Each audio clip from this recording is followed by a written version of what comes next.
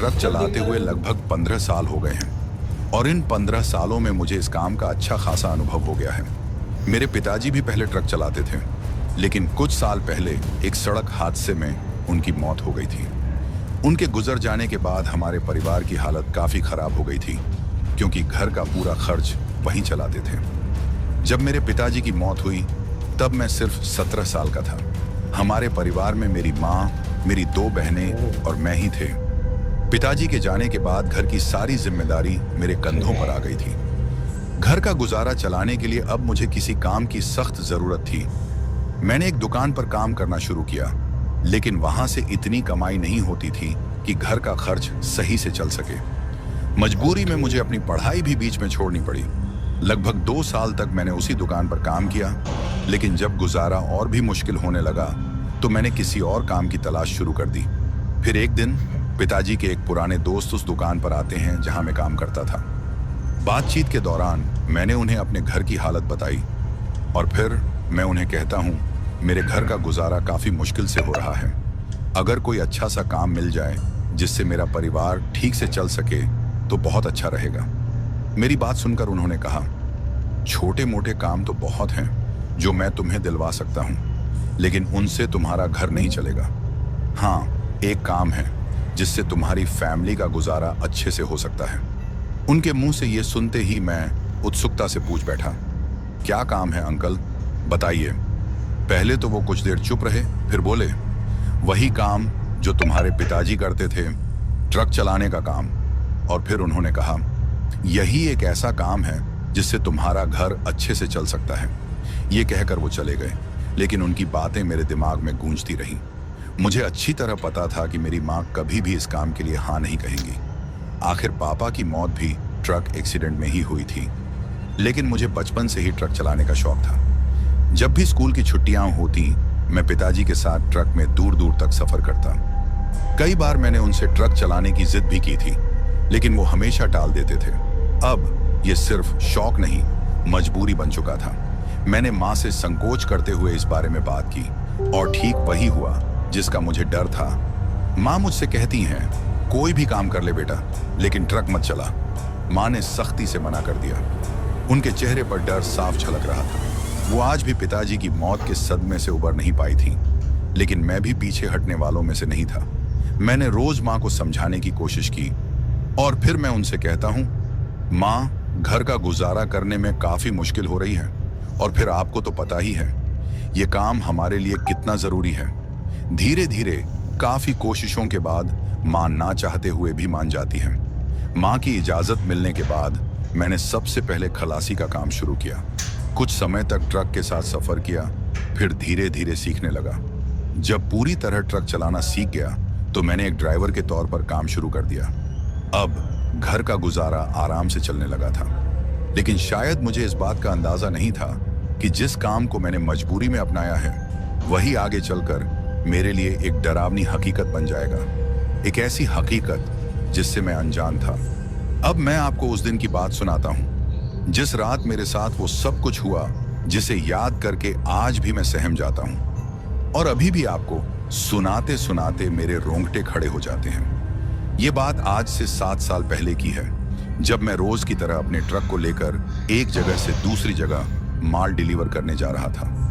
मुझे हमेशा की तरह रास्ते की लंबाई और हालात की चिंता थी, क्योंकि ट्रक ड्राइविंग का काम आसान नहीं होता। लेकिन इस बार एक खास बात थी। मुझे ये माल राजस्थान से गुजरात पहुंचाना था, और वो भी अगले दिन सुबह तक, जिसमें समय बहुत कम था। मेरे साथ मेरा खलासी रघु भी था, जो एक बहुत ही होशियार और मेहनती इंसान था।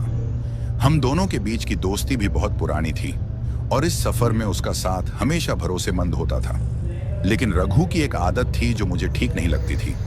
वो सफर के दौरान बार बार ट्रक को रुकवाता था, कभी किसी वजह से तो कभी बिना किसी खास कारण के।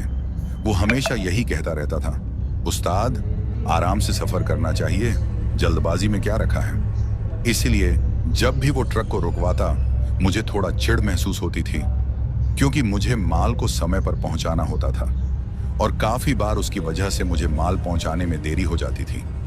फिर भी वो बार बार वही बात करता और ट्रक रुकवाता, जिससे मुझे कुछ असहज सा लगता था। कभी कभी तो मुझे गुस्सा भी आता था, लेकिन उसकी आदत को जानते हुए भी मैं ज्यादा कुछ नहीं कहता था। उसके बाद हम अपने सफर पर निकल जाते हैं। दोपहर के करीब 3 बजे हम राजस्थान से माल लाद कर रवाना हो जाते हैं। गर्मी के कारण सड़कें तप रही होती हैं, लेकिन हमारा ध्यान सिर्फ अपनी मंजिल तक पहुंचने पर होता है। उसके बाद हम दोनों थोड़ी बहुत बातें करते हैं। सफर अच्छा जा रहा था। सफर में हम दोनों काफी हंसी मजाक करते हैं।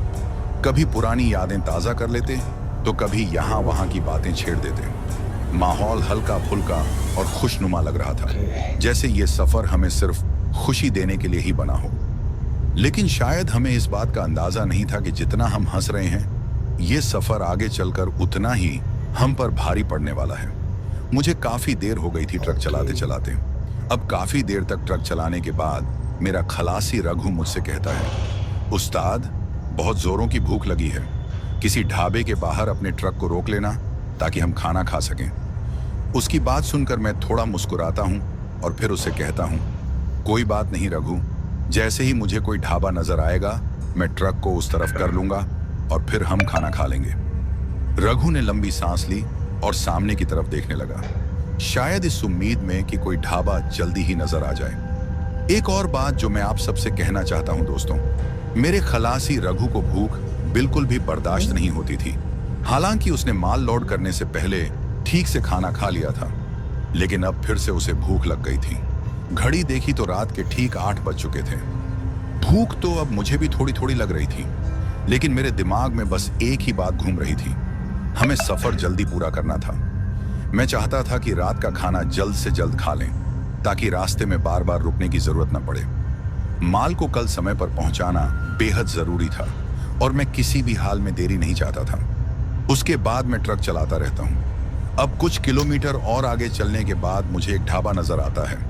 ढाबे को देखते ही मैं अपने खलासी रघु से कहता हूं, वो देख रघु, ढाबा मिल गया है, चल खाना खाते हैं। ढाबे को देखकर रघु काफी खुश हो जाता है। उसके बाद मैं अपने ट्रक को उस ढाबे की तरफ ले जाता हूं और फिर ढाबे की पार्किंग में ट्रक को लगा लेता हूं। हालांकि मेरे ट्रक के अलावा दूसरे ट्रक भी उस ढाबे की पार्किंग में खड़े थे।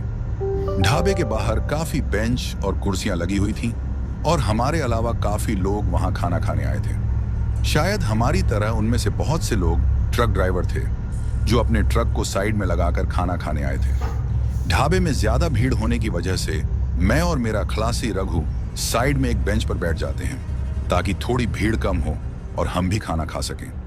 जिस वक्त हम खाना खाने आए थे, उस वक्त कई ढाबों पर ज्यादा भीड़ रहती है, क्योंकि उस समय बहुत से ट्रक ड्राइवर अपने रात के खाने के लिए रुकते हैं। उसके बाद उन्हें अपना सफर पूरा करना होता है, और आज इस ढाबे पर इतनी भीड़ होने की यही वजह थी। ढाबा उतना ज्यादा बड़ा नहीं था, लेकिन भीड़ को देखकर ऐसा लग रहा था कि शायद यहाँ खाना बहुत अच्छा बनता होगा, तभी तो इस ढाबे पर इतनी भीड़ थी। अब काफी देर इंतजार करने के बाद हम दोनों भी वहां से उठकर सामने की कुर्सियों पर बैठ जाते हैं और फिर खाने का ऑर्डर देते हैं। फिर कुछ मिनट बाद खाना आ जाता है। जैसा हमने सोचा था बिल्कुल वही होता है, मतलब कि खाना सच में बहुत ही स्वादिष्ट था। हम दोनों को खाना खाते हुए बहुत मजा आ रहा था। एक तो हमें भूख भी लगी थी और ऊपर से खाना काफी टेस्टी भी था। उसके बाद हम दोनों अपना खाना खत्म करते हैं। खाना खाने के बाद हम कुछ देर उसी ढाबे के साइड में एक बेंच पर बैठ जाते हैं। बेंच पर बैठे बैठे मैं देखता हूं कि सामने की तरफ जो ड्राइवर खाना खाने बैठे थे, वो काफी ज्यादा हंसी मजाक कर रहे थे और एक दूसरे को अपनी ड्राइविंग के किस्से सुना रहे थे। मैं और मेरा खलासी बेंच पर बैठकर उनकी बातों को सुन रहे थे। वो सभी ट्रक ड्राइवर यही बात कर रहे थे कि हमें हर मंजिल के रास्ते का शॉर्टकट मालूम है। कोई कहता, मुझे इतने शॉर्टकट मालूम हैं, तो कोई कहता, मुझे तुमसे ज्यादा पता है। उनकी बातों को हम दोनों काफी ध्यान से सुन रहे थे। तभी साइड में बैठा एक ट्रक ड्राइवर उन दूसरे ड्राइवरों से कहता है, मुझे हर रूट के शॉर्टकट्स पता है। और वो ये भी कहता है, तुम सब की इतनी उम्र भी नहीं हुई जितने साल मैंने ट्रक चलाया है। जो ड्राइवर ये बात कर रहा था, उन सब ड्राइवरों में उसकी उम्र ज्यादा थी। उसके बाद उन सब की बातें खत्म हो जाती हैं, मतलब वो अपना खाना खाने के बाद वहां से उठकर अपने ट्रकों में चढ़ जाते हैं। लेकिन एक ड्राइवर अभी भी उस ढाबे में बैठकर खाना खा रहा था, और ये वही ड्राइवर था जो उन सब ड्राइवरों को ये कह रहा था कि मुझे हर रूट के शॉर्टकट्स पता है। और जितनी तुम्हारी उम्र नहीं हुई उतने साल मैंने ट्रक चलाया है। मतलब कि मैं उसी ड्राइवर की बात कर रहा हूँ जिसकी उम्र उन दूसरे ड्राइवरों से ज्यादा थी। अब उसे वहां अकेले बैठा देख मैं उसके पास जाता हूँ और उसे कहता हूँ, बाबा आप इस उम्र में भी ट्रक चला रहे हो, आपकी हिम्मत को मैं सलाम करता हूँ। तो मेरी बात सुनकर वो अधेड़ उम्र का ट्रक ड्राइवर थोड़ा मुस्कुराया और कहता है, बेटा मुझे 35 साल से ज्यादा हो गए हैं ट्रक चलाते, जब तक मुझ में हिम्मत रहेगी मैं चलाऊंगा।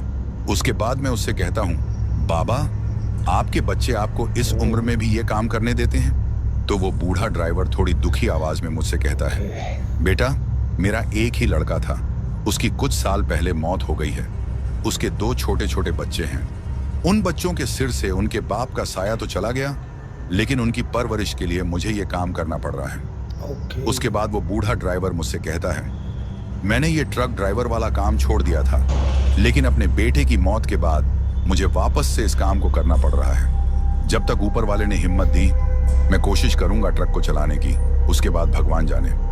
उसकी बात सुनकर मैं काफी भावुक हो जाता हूँ। फिर मैं उससे कहता हूँ, बाबा भगवान आपके परिवार को खुश रखे और आपको हिम्मत दे। उसके बाद मैं थोड़ी हिम्मत करके उस अधेड़ उम्र के ट्रक ड्राइवर से पूछता हूँ, बाबा आप कुछ देर पहले उन दूसरे ड्राइवरों से कुछ बोल रहे थे कि आपको हर तरफ के रूट्स के शॉर्टकट्स पता हैं, क्या सच में बाबा आपको पता है? मेरी बात सुनकर वो थोड़ा मुस्कुराते हैं और फिर मुझसे कहते हैं, हाँ मुझे लगभग सारे शॉर्टकट्स पता हैं, क्योंकि इन 35 सालों में मैंने हर रूट पर अपने ट्रक को चलाया है। मैं हर रास्ते से गुजरा हूँ, चाहे जंगल का रास्ता हो या कोई और रास्ता, काफी शॉर्टकट रास्ते मुझे मालूम है। उनकी ये बात सुनकर मैं उनसे कहता हूँ, बाबा अगर आपको सभी रास्तों के बारे में इतना पता है तो क्या आप मुझे कोई ऐसा शॉर्टकट बता सकते हैं जिससे मैं अपनी मंजिल पर जल्दी पहुंच जाऊं? मेरी बात सुनकर वो पहले तो कुछ देर चुप रहते हैं और फिर मुझसे कहते हैं, तुम कहां जा रहे हो? उसके बाद मैं उन्हें अपनी मंजिल के बारे में बताता हूं। मेरी बात सुनकर वो मुझे कहते हैं, बेटा कभी कभी लंबा सफर भी अच्छा होता है। कुछ रास्ते ऐसे होते हैं जो देखने में तो छोटे लगते हैं, लेकिन जब कभी उन पर गुजरो तो इंसान काफी पछताता है और फिर उसको वक्त हाथ नहीं लगता। इसीलिए तुमसे कह रहा हूं कि तुम जिस रास्ते से जा रहे हो वही रास्ता ठीक है। उनकी बातें मेरी समझ में नहीं आ रही थी। उसके बाद मैं उनसे कहता हूं, बाबा क्या जहां मैं जा रहा हूं उस तरफ के लिए कोई शॉर्टकट रास्ता नहीं है? मेरे काफी बार पूछने पर वो ट्रक ड्राइवर मुझे बताता है, एक रास्ता है जिससे तुम अपनी मंजिल पर 2 घंटे पहले पहुंच सकते हो, लेकिन इस वक्त तुम्हारा उस रास्ते पर जाना ठीक नहीं है। उनके मुंह से ये बात सुनकर मुझे थोड़ा अजीब लगता है, लेकिन मुझे खुशी इस बात की थी कि क्या सच में ऐसा कोई शॉर्टकट है जिससे मैं 2 घंटे पहले अपनी मंजिल पर पहुंच जाऊंगा। उसके बाद मैं उस ड्राइवर से पूछता हूं, बाबा वो शॉर्टकट किस तरफ है? मेरी बात सुनकर वो ट्रक ड्राइवर मुझे उस शॉर्टकट के बारे में बोलने से मना कर देता है और मुझसे कहता है, अगर दिन के वक्त तुम मुझसे पूछते तो शायद मैं तुम्हें बता भी देता, लेकिन इस वक्त उस रास्ते पर जाना खतरे से खाली नहीं है। उनकी बातें सुनकर मेरा क्लासी रघु मुझसे कहता है, उस्ताद अगर वो मना कर रहे हैं तो क्यों जिद पर अड़े हो? चलो ना, जो रास्ता हमको मालूम है उसी पर चलते हैं। उसके बाद मैं अपने क्लासी रघु से कहता हूँ, तुमको पता है अगर हम अपनी मंजिल पर 2 घंटे पहले पहुंचे तो हम कितना डीजल बचा सकते हैं? हमारा काफी फायदा होगा। दोस्तों मैं थोड़ा लालच में आ गया था अपने फायदे को लेकर। उसके बाद मैं अपने खलासी को चुप रहने के लिए बोलता हूँ और फिर मैं उस अधेड़ उम्र के ट्रक ड्राइवर से कहता हूँ, ठीक है बाबा इस वक्त मैं उस तरफ नहीं जाऊंगा, लेकिन उस शॉर्टकट का पता तो बता दो, क्योंकि जब कभी भी मुझे दिन के वक्त निकलना पड़े तो मैं उस तरफ से जा सकूं।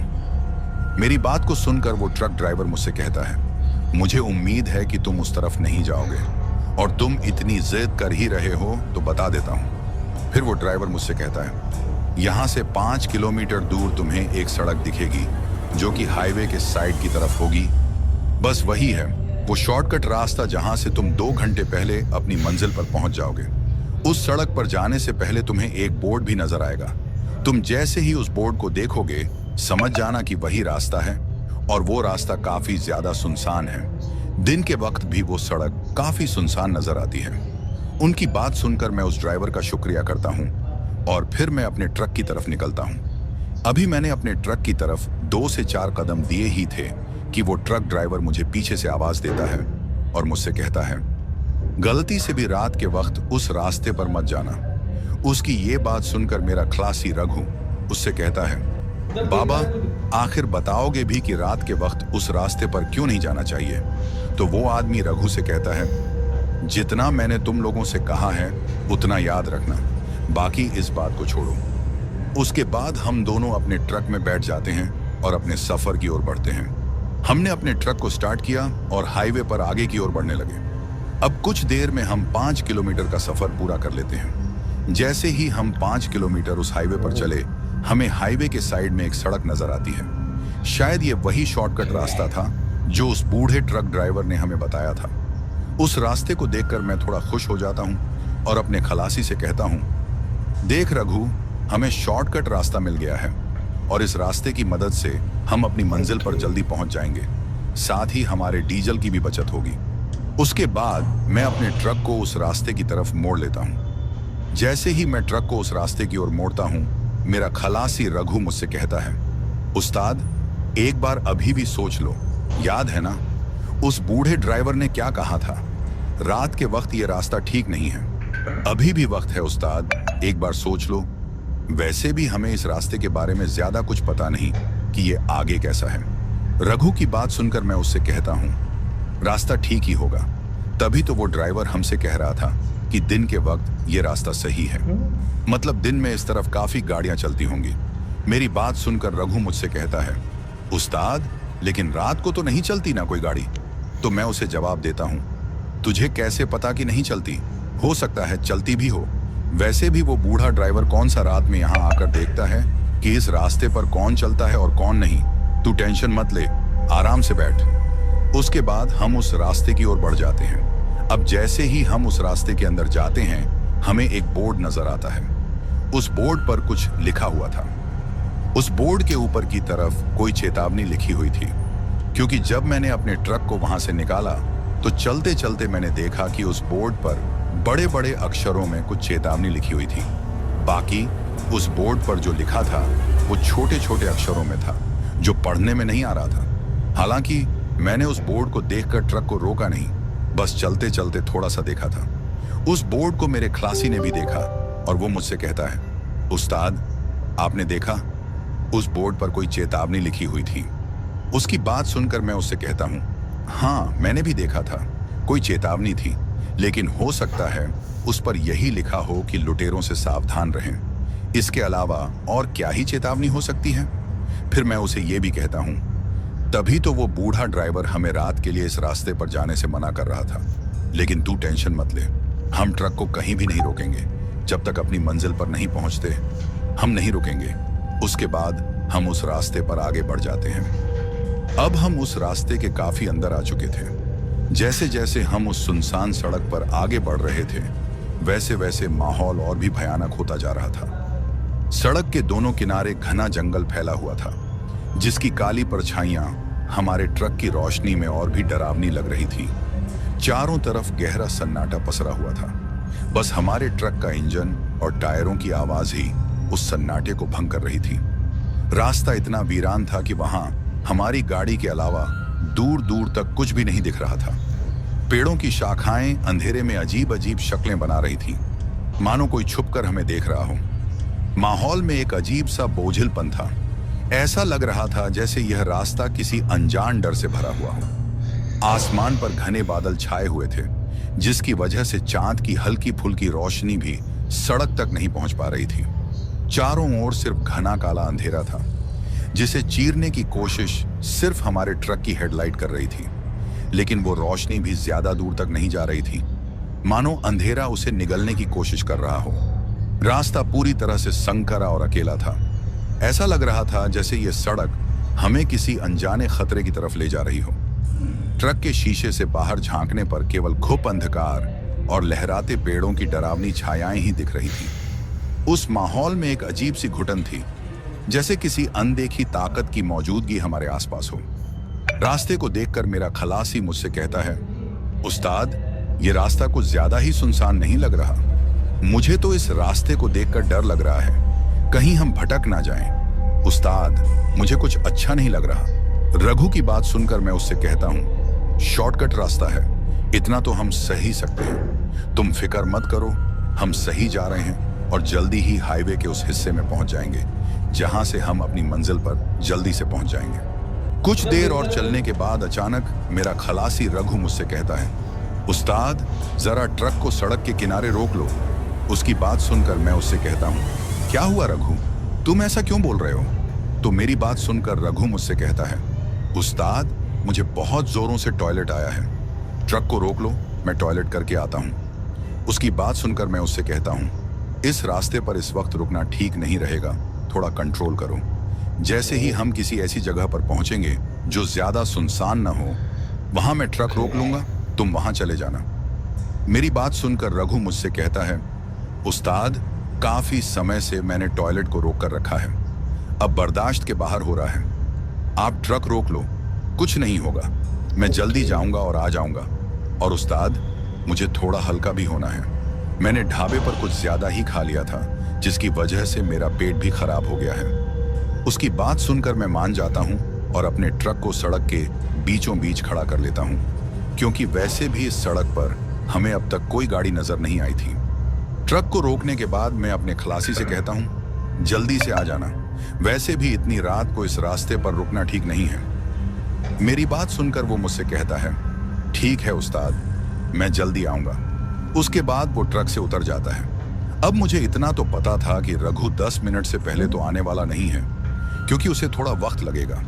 फिर मैं सोचता हूं जब तक वो आएगा तब तक मैं अपने घर में फोन कर लेता हूं। उसके बाद मैं अपने घर में फोन करता हूं और उनका हालचाल पूछता हूं। अभी मुझे 1-2 मिनट ही हुए थे कॉल करते हुए कि तभी मेरा खलासी रघु ट्रक में चढ़ जाता है और फिर मुझसे कहता है, उस्ताद चलो फिर चलते हैं। जैसे ही रघु ट्रक में चढ़ता है मेरी कॉल कट जाती है।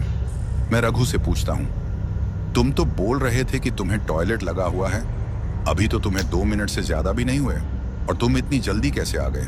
तो मेरी बात सुनकर वो मुझसे कहता है, उस्ताद टॉयलेट ही तो करना था, कितना टाइम लगेगा, आप जल्दी चलो, वैसे भी यहाँ रुकना ठीक नहीं है। उसके बाद मैं दोबारा से अपने घर में कॉल करने की कोशिश करता हूँ, लेकिन नेटवर्क न होने की वजह से कॉल बार बार डिस्कनेक्ट हो रही थी।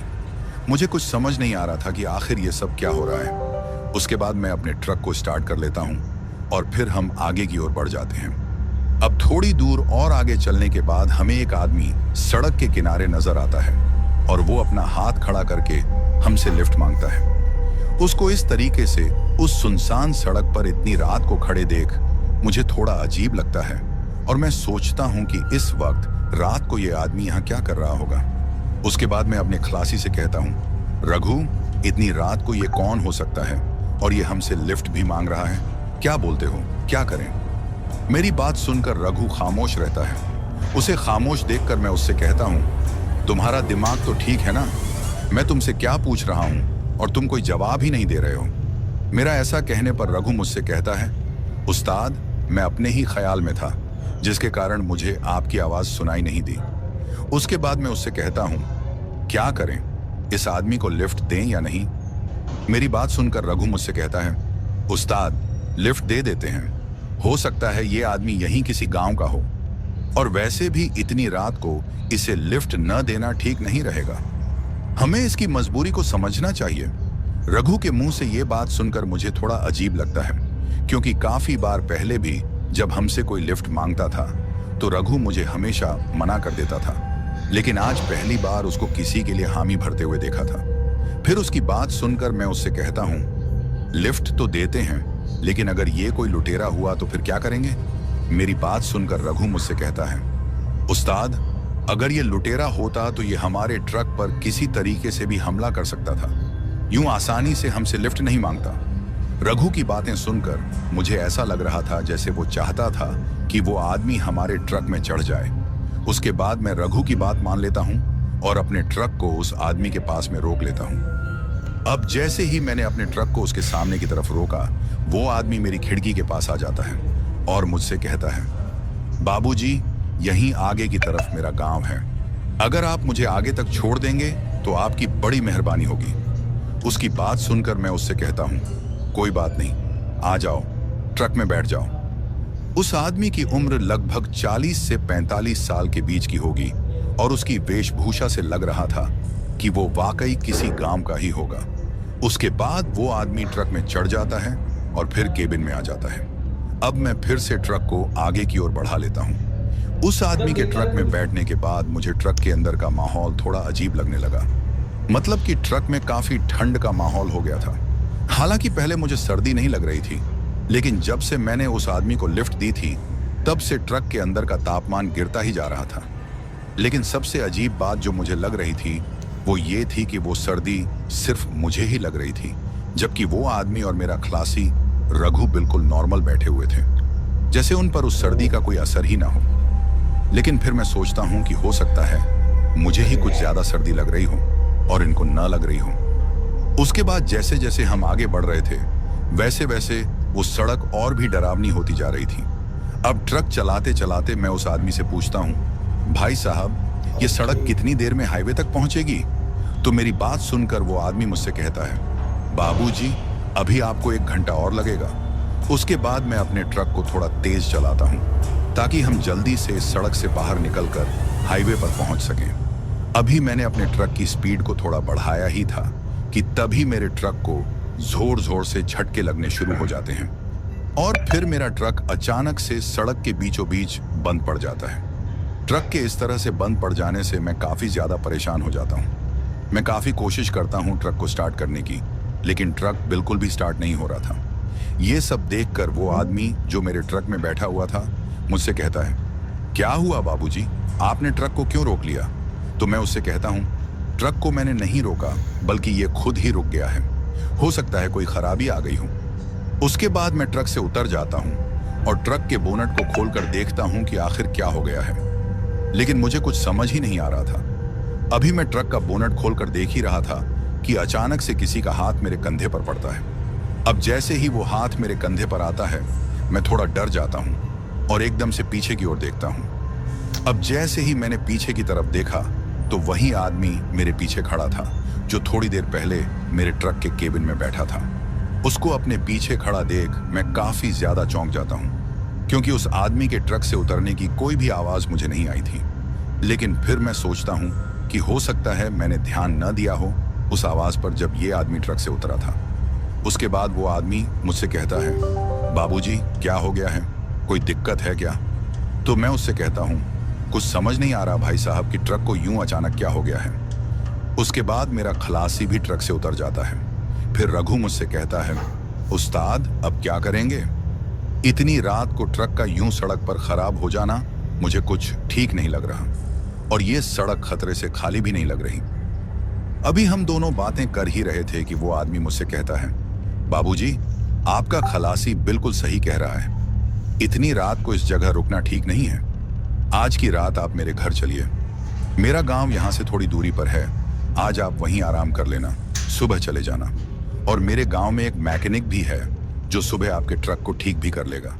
उसके बाद मैं उससे कहता हूँ, इस सुनसान सड़क पर माल से लदे ट्रक को यूं छोड़कर जाना ठीक नहीं रहेगा, आप जाइए, मैं यहीं रुकूंगा।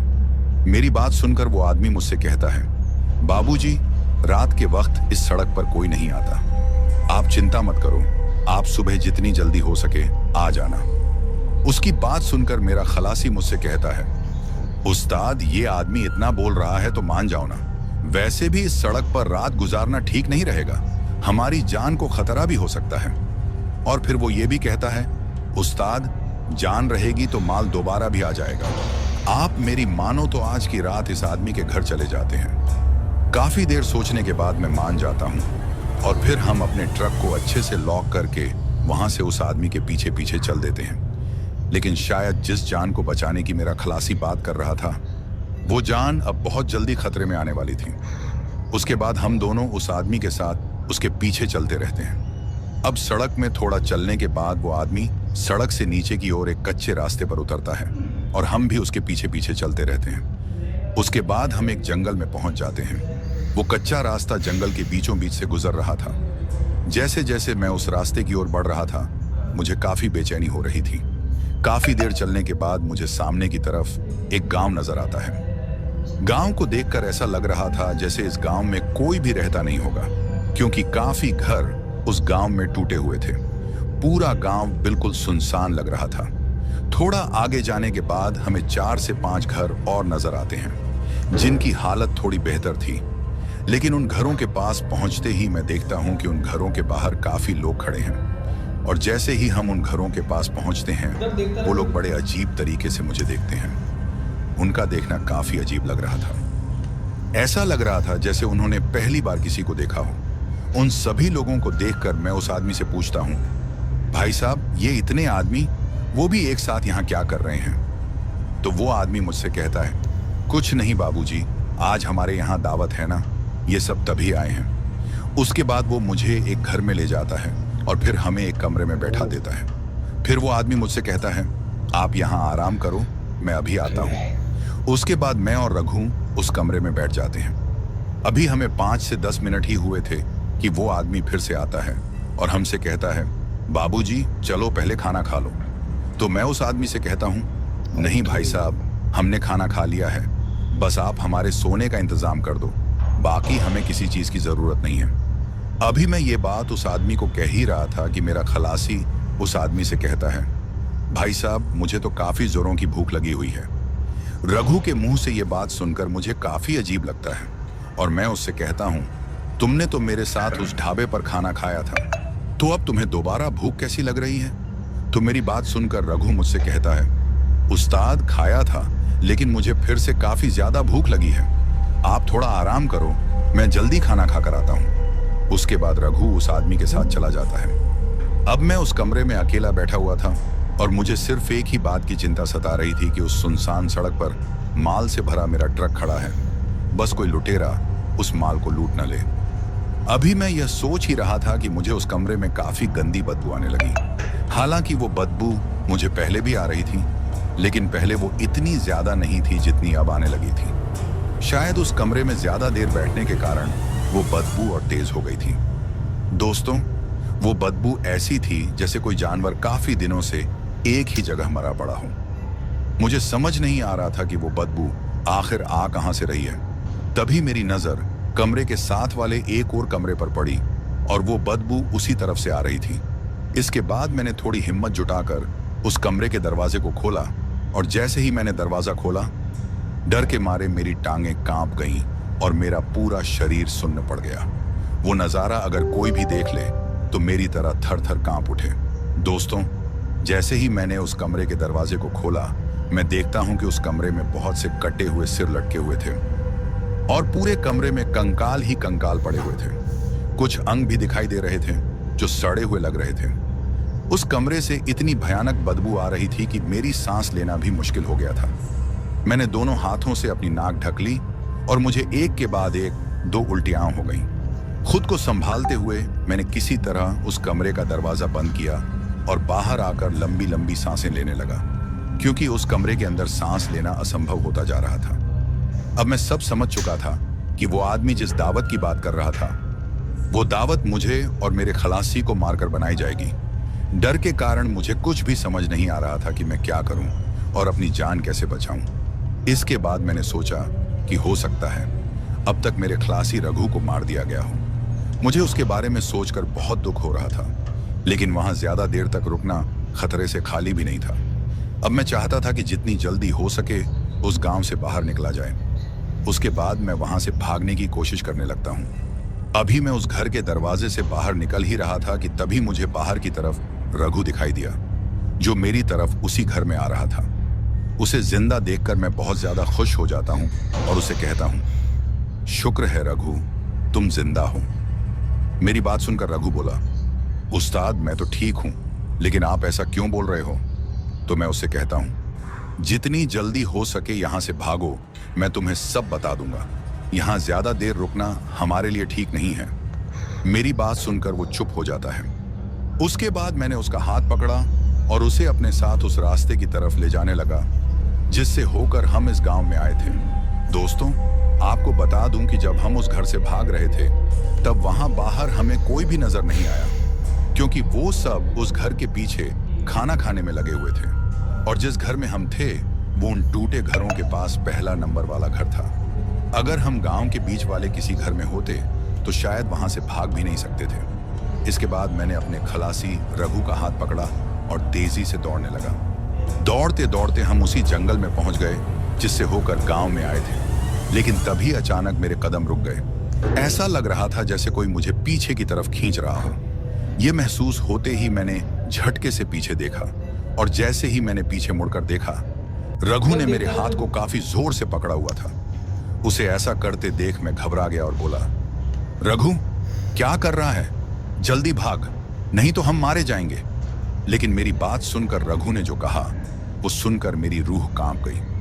वो मुझसे कहता है, मारा तो तुझे वैसे भी जाना है। तूने क्या सोचा कि हम तुझे इतनी आसानी से भागने देंगे? आज तो हम तुझे मारकर दावत मनाएंगे। इतना कहने के बाद रघु का पूरा रूप बदलने लगा।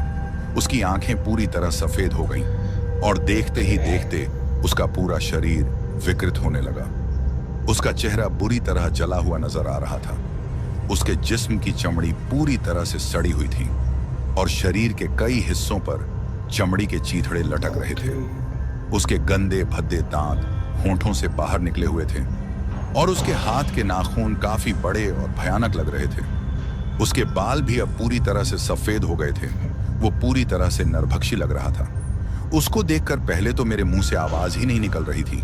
इतना भयानक चेहरा देखकर मेरी रूह कांप जाती है। उसके बाद मैं थोड़ी हिम्मत करके काफी जोर से चीखता हूं और अपने हाथ को छुड़ाने की कोशिश करता हूं, लेकिन मेरी कोशिश का कोई फायदा नहीं रहता। अब मैं उससे अपनी जान की भीख मांग रहा था, लेकिन मेरी बात का उस पर कोई भी असर नहीं हो रहा था। उसके बाद वो काफी जोर जोर से हंसता है। उसकी हंसी उस जंगल में एक अजीब सा और डरावना माहौल बना रही थी। उसके बाद वो अपने हाथ को थोड़ा ढीला करता है।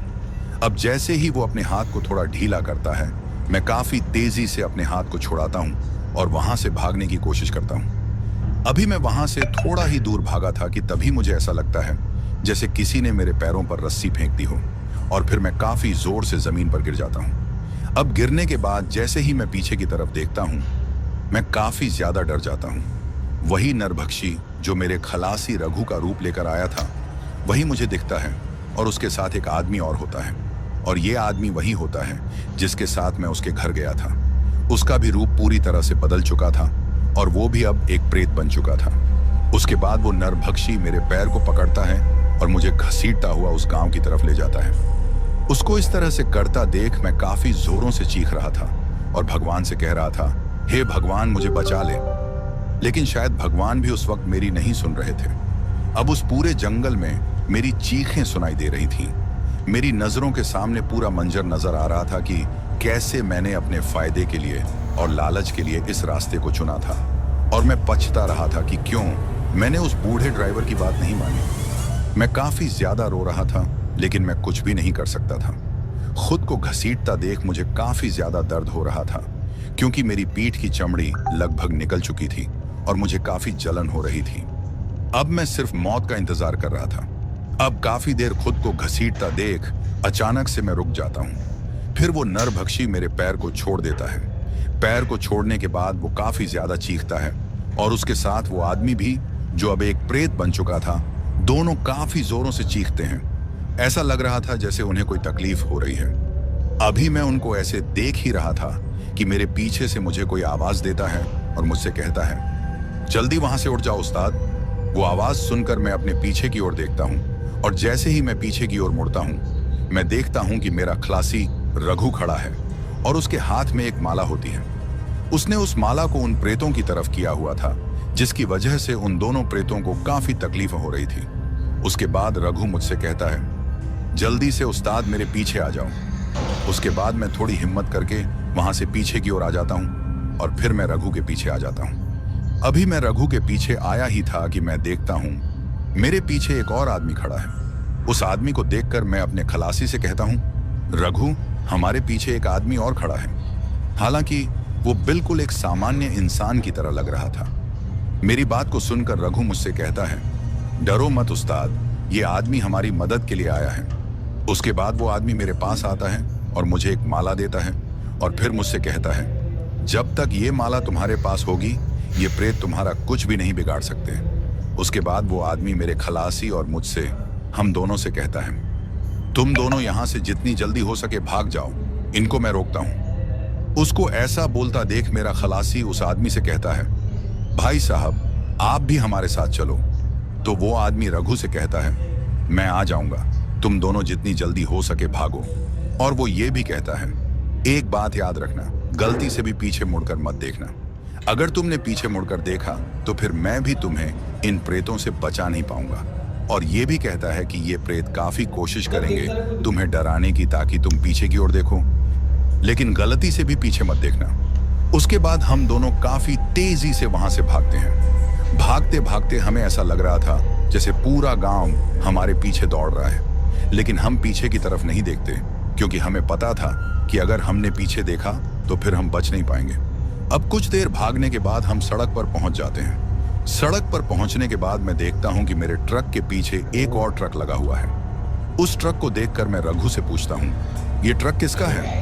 तो रघु मुझसे कहता है, पहले आप अपने ट्रक में तो बैठ जाओ, उसके बाद मैं आपको सब कुछ बताता हूँ। उसके बाद हम दोनों ट्रक में बैठ जाते हैं और फिर मैं अपने ट्रक को स्टार्ट करने की कोशिश करता हूँ और मेरा ट्रक स्टार्ट भी हो जाता है।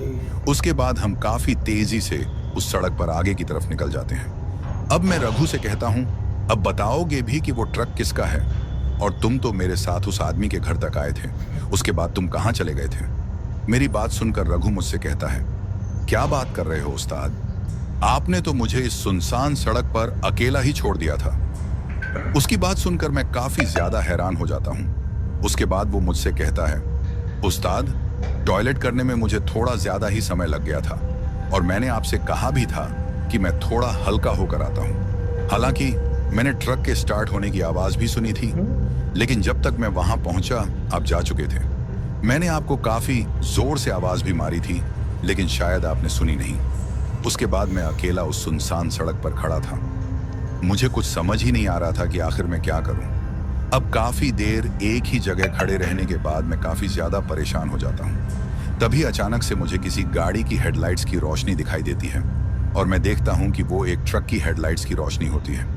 उसके बाद मैं सड़क के बीचों बीच खड़ा होकर उस ट्रक वाले को लिफ्ट मांगता हूं, क्योंकि मुझे इस बात का पता था कि अगर ये ट्रक नहीं रुका तो फिर मुझे पूरी रात इसी सड़क पर गुजारनी पड़ेगी और इस सड़क पर रात गुजारना खतरे से खाली नहीं था। उसके बाद वो ट्रक वाला अपने ट्रक को रोक लेता है और मुझसे कहता है, तुम इतनी रात को यहाँ क्या कर रहे हो? तो मैं उसको सारी बात बता देता हूँ और उससे कहता हूँ कि मेरे उस्ताद मुझे यहीं छोड़कर चले गए हैं। फिर मैं उसके साथ उसके ट्रक में बैठ जाता हूँ। उसके बाद वो ट्रक ड्राइवर मुझसे कहता है, तुम्हारे उस्ताद तुम्हें यहाँ छोड़कर नहीं गए हैं, बल्कि जरूर वो किसी छलावे के जाल में फंसे हुए होंगे। और वो ट्रक ड्राइवर मुझसे यह भी कहता है, इस रास्ते पर काफी बार लोग इन छलावों के शिकार भी हो जाते हैं। उसके बाद मैं काफी ज्यादा दुखी हो जाता हूं और मैं सोचता हूं कि शायद आप भी किसी छलावे का शिकार हो गए हों। फिर थोड़ी दूर चलने के बाद मुझे अपना ट्रक नजर आता है, जो कि आपने सड़क के बीचों बीच लगाया था। उसके बाद मैं और वो ट्रक ड्राइवर ट्रक से उतर जाते हैं। फिर मैं अपने ट्रक को अच्छे से देखता हूं, लेकिन मुझे आप उसमें नजर नहीं आते। अब काफी देर वहां रुकने के बाद हमें जंगल की तरफ से किसी की चीखें सुनाई देती हैं और वो चीखें आपकी थीं उस्ताद। उसके बाद मैं उस ट्रक ड्राइवर से कहता हूं, ये चीखें मेरे उस्ताद की हैं। उसके बाद हम दोनों काफी तेजी से आप तक पहुंचते हैं और फिर आप हमें उस हालत में मिले थे। लेकिन आप तक पहुंचने से पहले उस ट्रक ड्राइवर ने मुझे ये माला दी थी और कहा था, इसे अपने पास रखना, जब तक ये तुम्हारे साथ है ये प्रेत तुम्हारा कुछ नहीं बिगाड़ सकते। उस्ताद, उन प्रेतों को देखकर अभी तक मेरी हालत खराब है और अभी भी मेरी टांगें कांप रही हैं। उसके बाद मैं भी रघु को अपने बारे में सब कुछ बताता हूँ कि कैसे वो छलावा तुम्हारा रूप लेकर ट्रक में आया था और फिर मेरे साथ क्या क्या हुआ। अब ट्रक तो मैं चला रहा था, लेकिन मुझे पीठ में काफी जलन हो रही थी और मेरी पीठ से खून भी बह रहा था। मुझे उस हालत में देखकर रघु मुझसे कहता है, उस्ताद आप साइड हो जाओ, ट्रक में चलाता हूं। दोस्तों, आपको बता दूं कि मेरे खलासी को भी ट्रक चलाना आता था और वो काफी बार लंबे सफर में मेरी मदद करता है ट्रक चलाने में। उसके बाद चलते हुए ट्रक में ही हम अदला बदली कर लेते हैं, क्योंकि हम नहीं चाहते थे कि हम ट्रक को रोकें और हम बिल्कुल भी रिस्क नहीं लेना चाहते थे। हमें इस बात का पता था कि अगर हमने ट्रक को रोक लिया तो फिर से किसी छलावे का शिकार हो जाएंगे। उसके बाद रघु ट्रक चलाता है और काफी देर ट्रक चलाने के बाद हमें एक मंदिर दिखाई देता है और मंदिर के साथ में ही हमें एक दूसरा गांव भी दिखाई देता है। उसके बाद हम अपना ट्रक मंदिर के सामने रोकते हैं और जल्दी से मंदिर के अंदर चले जाते हैं। वो मंदिर हनुमान जी का होता है। मंदिर के अंदर जाते ही मैं मंदिर की घंटी बजाता हूँ। घंटी की आवाज सुनकर मंदिर के बगल में एक छोटा सा कमरा होता है और उसमें से एक आदमी उठकर हमारे पास आता है। हम दोनों को देखकर वो आदमी हमसे कहता है, आप लोग कौन हो और इतनी रात को यहाँ क्या कर रहे हो? उस आदमी की बात सुनकर मैं उससे कहता हूँ, पहले आप बताइए कि आप कौन हो। तो वो आदमी मुझसे कहता है, मैं इस मंदिर का पुजारी हूँ। उसके बाद वो हमसे कहते हैं, अब आप ये बताओ कि आप दोनों कौन हो और यहाँ कैसे आना हुआ? पंडित जी की बात सुनकर मैं उनसे कहता हूँ, पंडित जी, मैं एक ट्रक ड्राइवर हूँ और ये मेरा खलासी है। हम दोनों बहुत बड़ी मुसीबत में फंस गए हैं। उसके बाद वो पंडित जी मुझसे पूछते हैं, कैसी मुसीबत? तो मैं उन पंडित जी को अपनी पूरी आपबीती सुनाता हूँ और फिर मैं उनसे ये भी कहता हूँ कि कैसे एक ट्रक ड्राइवर ने हमारी जान बचाई। हमारी बातों को वो पंडित जी बड़े ध्यान से सुन रहे थे। उसके बाद पंडित जी हमसे कहते हैं, सबसे पहले तुम मंदिर में जाकर माथा टेको और हनुमान जी को प्रणाम करो। हमने उनके कहने पर वैसा ही किया। उसके बाद हम फिर से मंदिर के बाहर आ जाते हैं जहां वो पंडित जी खड़े थे। अब जैसे ही हम पंडित जी के पास आते हैं तभी मेरा खलासी उन पंडित जी से कहता है, पंडित जी, मुझे एक बात अभी तक समझ नहीं आ रही। तो पंडित जी उससे पूछते हैं, कौन सी बात? मेरा खलासी रघु उनसे कहता है, जिस ट्रक ड्राइवर ने हमारी जान बचाई थी वो अब तक यहाँ पहुंचा क्यों नहीं? कहीं उन प्रेतों ने उसे कुछ कर तो नहीं दिया? मेरे खलासी की बात सुनकर पंडित जी थोड़ा मुस्कुराते हैं और फिर हमसे कहते हैं, वो प्रेत उसका कुछ भी नहीं बिगाड़ सकते। जिस ट्रक ड्राइवर की तुम बात कर रहे हो वो कोई इंसान नहीं बल्कि हनुमान जी द्वारा भेजी हुई कोई दिव्य शक्ति थी जिसने तुम्हारी उन प्रेतों से रक्षा की है। तुम्हारी किस्मत अच्छी थी जो तुम दोनों बच गए। फिर वो हमसे ये भी कहते हैं, रात के समय इस सड़क पर कोई नहीं चलता और जिस गांव में तुम गए थे वो गांव पूरी तरह से उन प्रेतों के कब्जे में है। फिर वो हमसे कहते हैं, कई साल पहले उस गांव में एक महामारी फैली थी जिसकी वजह से वहां रहने वाले लोगों की मौत होने लगी। कुछ लोग गांव छोड़कर भाग गए थे और जो लोग वहां रह गए थे उनकी सभी की मौत हो गई थी। फिर वो गांव पूरी तरह से सुनसान हो गया। तड़प तड़प कर मरने की वजह से उन लोगों को मुक्ति नहीं मिल पाई और वो प्रेत बनकर आज भी वहां भटक रहे हैं। उन प्रेतों का आतंक हमारे इस गांव तक भी पहुंच गया था। उसके बाद हम सब लोगों ने मिलकर इस मंदिर का निर्माण किया और जब से ये मंदिर बना है तब से वो प्रेत आत्माएं हमारे गांव का कुछ भी नहीं बिगाड़ पाई हैं। हमारे गांव पर हनुमान जी की कृपा है। मंदिर बनने के बाद हम सब सही सलामत हैं और तुम्हारी रक्षा भी हनुमान जी ने ही की है, वरना तुम खुद ही सोचो इस सुनसान सड़क पर कौन सा ट्रक वाला तुम्हारी मदद के लिए आएगा। फिर वो ये भी कहते हैं, तुमने सबसे बड़ी गलती ये की कि तुमने इस सड़क के बाहर बोर्ड पर लिखी चेतावनी को नहीं पढ़ा। फिर वो ये भी कहते हैं, तुम्हारी तरह बहुत से लोगों की जान बचाई है उस दिव्य शक्ति ने, कभी ट्रक ड्राइवर बनकर तो कभी किसी और रूप में आकर। पंडित जी की बात सुनकर हम फिर से हनुमान जी को प्रणाम करते हैं। उसके बाद हम पूरी रात उसी मंदिर में बिताते हैं और सुबह होते ही वहां से निकल जाते हैं। उसके बाद हम दोनों ही कसम खाते हैं कि अब कभी भी रात के समय किसी शॉर्टकट के लालच में नहीं पड़ेंगे। तो दोस्तों, कैसी लगी हमारी ये कहानी?